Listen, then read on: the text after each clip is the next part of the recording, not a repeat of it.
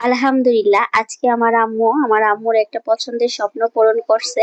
সেটা হচ্ছে air fryer. অনেকদিন যাবতই বলতেছে কেনার জন্য, তো কিনা হচ্ছিল না। তো আজকে যেহেতু আমরা পোস্ট অফিসে গেছি কিছু টাকা রাখার জন্য, আর হচ্ছে আমার একটা মাইক্রোফোন কেনার জন্য ভাবতেছি কিনবো। তো ভাবলাম যে সবগুলা কাজই আজকে করে নিই। তো সেই উদ্দেশ্যে আজকে বের হয়েছি। পরে আম্মুর জন্য আম্মু এয়ার ফ্রায়ারটা কিনছে, আর আমার জন্য হচ্ছে আমি একটা মাইক্রোফোন কিনছি। আর এইদিকে আমার আম্মু আর আমি একসাথে এই যে পোস্ট অফিসে চলে আসলাম। আর আমার ভাই আর আমার মেয়ে অনেক আগে চলে গেছে দূরে, কারণ ও আরেকবার আসছে, সেই জন্য এই রাস্তাঘাট সবকিছুই চিনে। তো সেই জন্য সে আগে আগে চলে গেছে।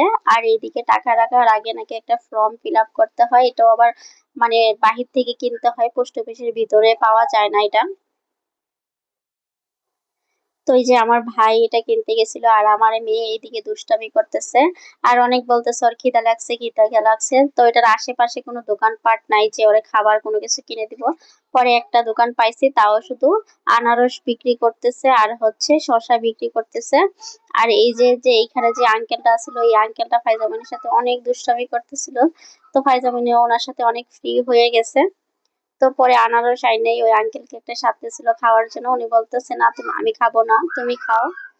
তো এই যে আমাদের পোস্ট অফিসের কাজ শেষ, এখন আমরা বের হয়ে গেছি। তো বের হওয়ার পথেই দেখি এখানে বুট সিদ্ধ বিক্রি করতেছে, ছোলা বুট। তো এটা আবার আমার মেয়ে গত কিছুদিন আগে এখানে যাইয়ে খাইছিল, অনেক মজা লাগছে। সেই জন্য আজকে আবার বলতেছে যে আম্মা আমাকে এটা কিনে দাও।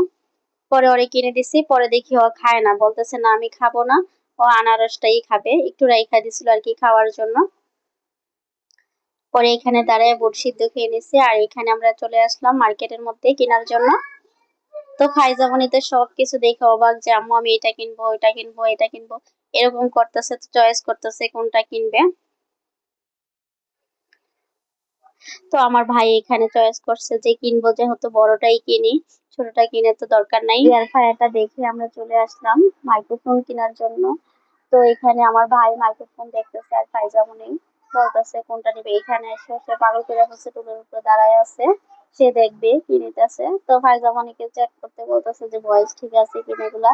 তো ফাইজামনি এখানে কবিতা বলা শুরু করে দিছে। পরে আমাকে দিছিল বলার জন্য, আমি ভাবলাম কি বলবো না বলবো বুঝতেছিলাম না। পরে ওই আঙ্কেলে বলতেছে যে দাও আমি বলি, তোমরা শোনো। পরে দেখি এই দোকান থেকে আবার নেওয়া আসছি আমরা এয়ার ফ্রায়ারটা নেওয়ার জন্য। তো এইখানে ওই ভাইয়াটা খুলে দেখাচ্ছে সবকিছু ঠিক আছে কিনা, লাইনের সমস্যা আছে কিনা, সবকিছু আমার ভাইকে দেখিয়ে দিচ্ছে। তো আলহামদুলিল্লাহ, আমার আম্মুর অনেক দিনের একটা ইচ্ছা ছিল এটা কেনার, তো আজকে এটা কিনে ফেলছে। তো কেমন হয়েছে সবাই কমেন্ট করে জানাবেন। সবাই ভালো থাকবেন, সুস্থ থাকবেন, আল্লাহ হাফেজ।